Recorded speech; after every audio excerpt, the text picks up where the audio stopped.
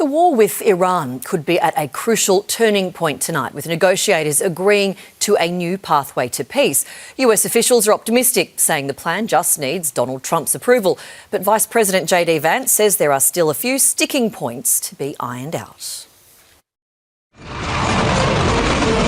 While US officials insist they're on the cusp of a major diplomatic breakthrough, Iran's propaganda war is still in full swing.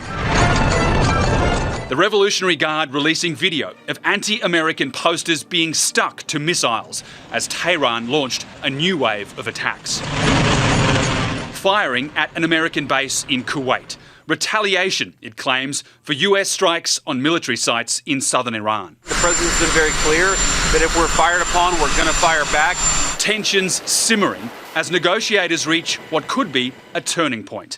A new deal to extend the ceasefire for another 60 days, reopen the Strait of Hormuz, end America's blockade of Iran's coastline, and formally launch discussions on Tehran's nuclear program. A staged approach to help guide talks to secure a long-term agreement. A deal which was reportedly reached 3 days ago and has been sitting on Donald Trump's desk waiting for his signature. I'm playing it out and we're going to see, and that's what I do. I negotiate. Vice President JD Vance says an agreement is close, but there's more work to do. It's hard to say exactly when or if the president's going to sign the MOU. There are a couple of issues on the nuclear stuff, the highly enriched stockpile. It's understood Iran's leaders are ready to sign. One US official told me that the alternative to this deal is another 6 to 12 months of crisis in the Strait of Hormuz. That would be a devastating blow to the global economy.